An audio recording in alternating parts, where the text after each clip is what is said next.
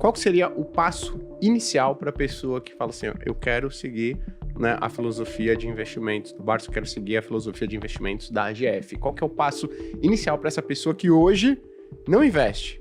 Né? O que você diria para essa pessoa? Qual que é o passo inicial? Acho que o passo inicial, na verdade, ele nem acontece na bolsa, ele acontece na renda fixa. Eu sou da crença de que, acredito muito que a pessoa tem que ter sim uma reserva de emergência. E aí ia depender, obviamente, das finanças pessoais de cada um, mas pelo menos uns 6 meses de salário, para que caso alguma coisa aconteça, e emergência não escolhe CPF, não escolhe hora, emergência simplesmente acontecem. E você precisa evitar ao máximo ter que vender por obrigação as suas ações. Porque muitas das vezes você pode ter que se desfazer de um bom ativo, mas por um preço menor do que o que você pagou. E aí, obviamente, não vai ser culpa do mercado, vai ser culpa de uma falta de planejamento de quem está investindo. Então, sempre procurar fazer essa reserva de emergência para aumentar, mitigar os riscos, né, de você não ter que sair no meio do caminho e amargurar perdas aí indesejáveis com o mercado. Lembrando que, por mais que a gente fale de dividendos, o pessoal sempre procura essa renda extra, enfim, mas não existe nenhum tipo de garantia. É um mercado de renda variável. Enquanto está subindo, maravilhoso. Agora, quando está caindo, você percebe que, de fato, a renda varia, né? A renda variável varia. Então, acho que o primeiro passo, de fato, é ter essa reserva de emergência, que é um paralelo do você se jogar do avião e saber como é que abre o paraquedas, né? As pessoas geralmente fazem o contrário. Se jogam do avião e no meio do caminho... Tenta pegar. Quando vai ver, tem super pouco tempo para ter margem de manobra, né? E acaba não sobrevivendo, né? Então, infelizmente, é o que acontece com a maioria das pessoas, né? Então, acho que esse seria o primeiro paço, ser conservador e ter ali um dinheirinho na sua renda fixa. Você tem? Eu tenho também. Então, poxa. E não fica na minha corretora, porque é uma tentação. Fica aquele dinheiro paradinho ali. Vou comprar uma taezinha, depois eu devolvo. Essa é uma boa dica. Você tem a sua reserva de emergência separada. Isso, eu tenho minha reserva de emergência separada. No banco AAA, enfim, também. Como é uma emergência, e assim... Às vezes as pessoas ficam tentando mendigar, 1%. Eu vou para esse aqui, para esse banco médio. Você não sabe nem a Basileia, não fez uma diligência prévia. Eu vou em busca de 104, 105, 106, 109, como, por exemplo, o que aconteceu agora com o Fundo de Reserva de Emergência do Nubank, né? E por causa desses poucos, né? Enfim, desse pouco ganho, a pessoa acaba perdendo um dinheiro que, de fato, precisaria de uma liquidez, né? Gostei, fica até uma ideia, né, para os bancos aí. Criarem um produto que tem liquidez diária para você deixar sua reserva, mas só consegue tirar mediante atestado médico, né? Excelente. Mas a gente costuma falar que as pessoas pensam em emergência como se fosse algo ruim, mas pode ser algo bom. Eu falo o seguinte, se você receber uma proposta, né, de trabalho fora do país, sabe? Se você quer fazer um curso fora, né? Poxa, e aí tá no momento ruim para você resgatar suas ações, qualquer outros ativos que você tenha na carteira, pode ser uma boa você utilizar a reserva de emergência. É um motivo bom também, né? Então... Promoção de Kit Kat também. Promoção de Kit Kat, né? Então, exato, né? Agora, montei a reserva de emergência. Segundo passo. Legal. Segundo passo é começar a analisar, porque acho que o trabalho mais doloroso de você fazer no início é selecionar as ações que você vai acompanhar. Então, imagina um iniciante, nunca viu nada de bolsa, ele chega num universo de mais de 400 empresas listadas e qual perspectiva que você vai ter que essa pessoa vá analisar? Imagina, gente, nunca. Então, eu selecionaria pelo menos, no máximo, umas 5 boas empresas para você monitorar. E por que isso? No início, dificilmente você vai conseguir acompanhar muitas empresas. Eu estou no mercado desde 2014, eu trabalho desde 2012, eu tenho 15 empresas na minha carteira e já estou no meu limite, assim, não consigo acompanhar mais do que isso.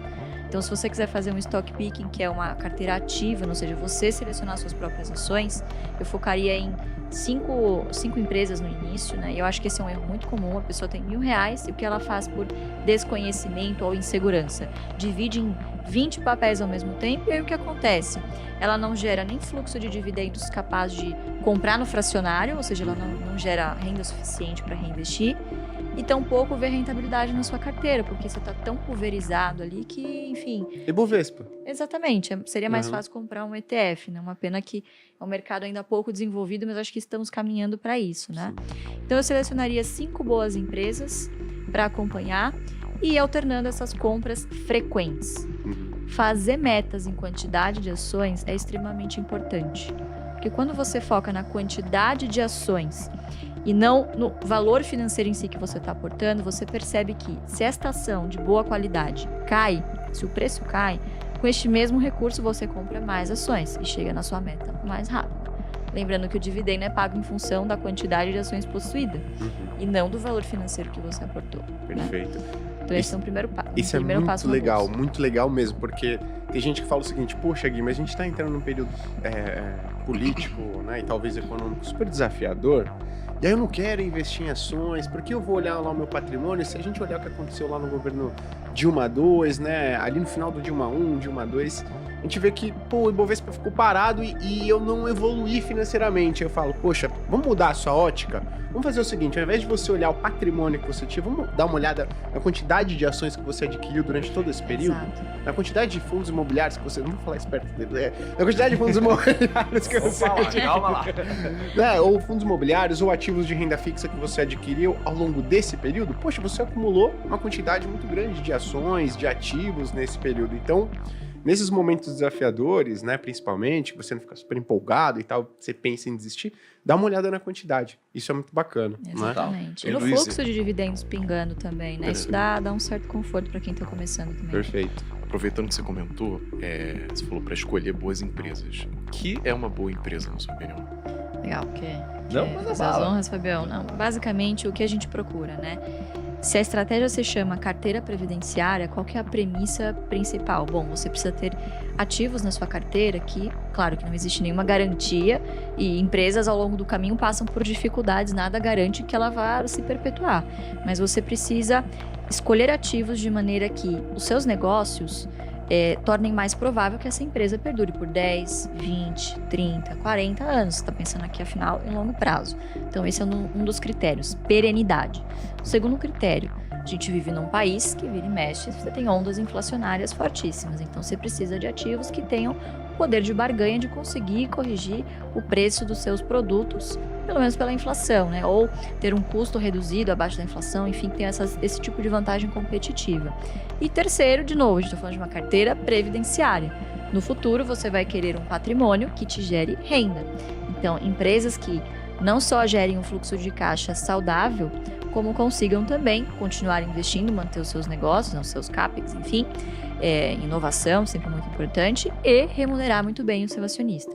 Então, quais são, geralmente, claro que não dá para generalizar, não é só fazer o filtro dos 5 setores e sair comprando qualquer coisa, porque, claro que existem exceções. Mas a gente sempre fala muito do BEST. O que é o BEST? É um acrônimo maravilhoso que um aluno nosso sugeriu e a gente apelidou e pegou pra gente, que são os 5 melhores setores para você começar a analisar para uma carteira previdenciária. BEST: bancos, energia, seguro, saneamento e telecom. Repare que todas elas são empresas de serviço, cujos boletos no final do mês você não consegue escapar. Então, você precisa pagar o seu cartão de crédito, você precisa pagar o seu seguro saúde, o seu seguro do carro, enfim, né? Então são negócios bastante perenes e que em momentos de crise, geralmente são as últimas contas que as pessoas deixam de pagar, né? Então, enfim, o risco de inadimplência é menor.